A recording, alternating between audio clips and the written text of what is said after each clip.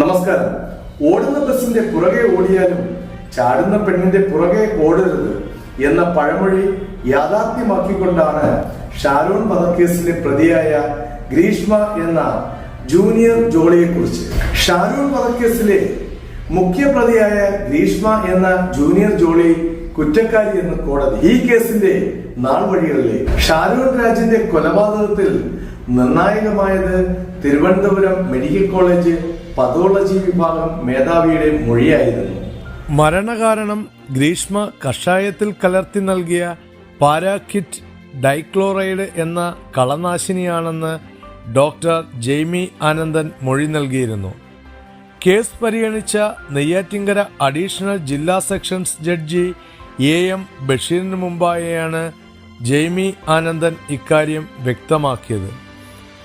ചികിത്സയ്ക്കിടെ medical കോളേജിൽ മരിച്ച ഷാരോൺ രാജിന്റെ ആന്തരിക അവയവങ്ങളുടെ സാമ്പിൾ പതോളജി ലാബിലാണ് പരിശോധിച്ചത്. പാരാക്വിറ്റ് ഡൈക്ലോറൈഡ് ഷാരോണിന്റെ ആന്തരിക അവയവങ്ങളുടെ പ്രവർത്തനം തകരാറിലാക്കി. ഛർദിയിൽ പച്ച നിറമുണ്ടായിരുന്നുവെന്ന് അന്വേഷണഘട്ടത്തിൽ ഷാരോണിനെ പരിശോധിച്ച ഡോക്ടർ മൊഴി നൽകിയിരുന്നു. തുടർന്ന് നടത്തിയ അന്വേഷണത്തിലാണ് കാപ്പിക് എന്ന ബ്രാൻഡ് പേരുള്ള പാരാക്വിറ്റ് ഡൈക്ലോറൈഡ് കളനാശിനിയാണ് ഉള്ളിൽ ചെന്നതെന്ന് വ്യക്തമായി. ഛർദിയിലോ മൂത്രത്തിലോ ഇരുണ്ട നിറം വരണമെങ്കിൽ വൃക്ക, കരൾ എന്നിവയെ ബാധിക്കണമെന്ന സംശയം ഉണ്ടായി. നിറത്തിന്റെ അടിസ്ഥാനത്തിൽ അത് കോപ്പർ സൾഫേറ്റ് ആണോ എന്ന് പരിശോധിച്ചെങ്കിലും പിന്നീട് അതല്ലെന്ന് മനസ്സിലായി. വീടിന് പുറത്തുനിന്ന് കാപ്പിക്കിന്റെ കുപ്പിയും മറ്റും കണ്ടെടുത്തതോടെയാണ് ഈ വഴിക്ക് അന്വേഷണം നടത്തിയത്. അന്നനാളം പൂർണ്ണമായും പൊള്ളിയ നിലയിൽ ഒരിറ്റു വെള്ളം പോലും ഇറക്കാനാവാതെ ആശുപത്രി കിടക്കയിൽ ജീവൻ നിലനിർത്താൻ പൊരുതുമ്പോഴും താൻ ജീവനു തുല്യം സ്നേഹിച്ച ഗ്രീഷ്മയെ ഷാരോൺ രാജ് സംശയിച്ചിരുന്നില്ല. മരണത്തോട് മല്ലിട്ടുകൊണ്ടിരിക്കെ മരണം സംഭവിക്കുന്ന അന്ന് രാവിലെ ICUവിൽ വെച്ചാണ് ഷാരോൺ അച്ഛനോട് തനിക്ക് കാമുകിയിൽ നിന്നും ചതിവ് പറ്റിയ കാര്യങ്ങൾ തുറന്നു പറയുന്നത്. ആ തുറന്നു പറച്ചിൽ തന്നെയായിരുന്നു ഗ്രീഷ്മയെ കുറ്റക്കാരി എന്ന വിധിയിലെത്തിച്ചത്.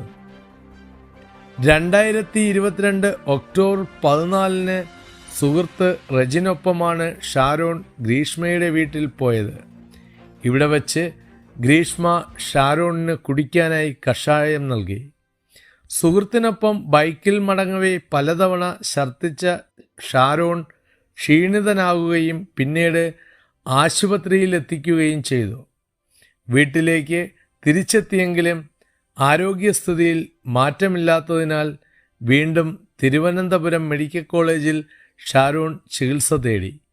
മറ്റെന്തെങ്കിലും പാനീയം ഉള്ളിൽ ചെന്നിട്ടുണ്ടോ എന്ന് നഴ്സ് തുടർച്ചയായി ചോദിച്ചതിനെ തുടർന്നാണ് കഷായം കുടിച്ച വിവരം ഷാരോൺ പറയുന്നത്. ഈ അവസരങ്ങളിലൊന്നും ഷാരോൺ ഗ്രീഷ്മയുടെ പേര് പറഞ്ഞിരുന്നില്ല. ഗ്രീഷ്മയുടെ വീട്ടിൽ നിന്ന് തിരിച്ചു വന്ന ശേഷം ഷാരോണിന് ഭക്ഷണമൊന്നും കഴിക്കാൻ കഴിയാതായിരുന്നു.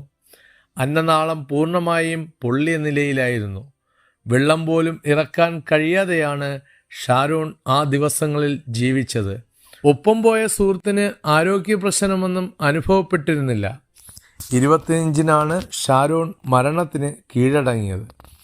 ആശുപത്രിയിൽ കിടന്നപ്പോൾ പോലും ഗ്രീഷ്മ അങ്ങനെ ചെയ്യുമോ ഇല്ലയോ എന്നതിനെക്കുറിച്ച് ഷാരോണിന് സംശയമുണ്ടായിരുന്നു. എന്നാൽ അച്ഛനോട് ഷാരോൺ പറഞ്ഞ കാര്യങ്ങളെല്ലാം പോലീസ് തെളിവുകൾ നിരത്തി ചോദ്യം ചെയ്തപ്പോഴാണ് ഗ്രീഷ്മ വിഷം കലർത്തി നൽകിയ കാര്യം സമ്മതിച്ചത്. News desk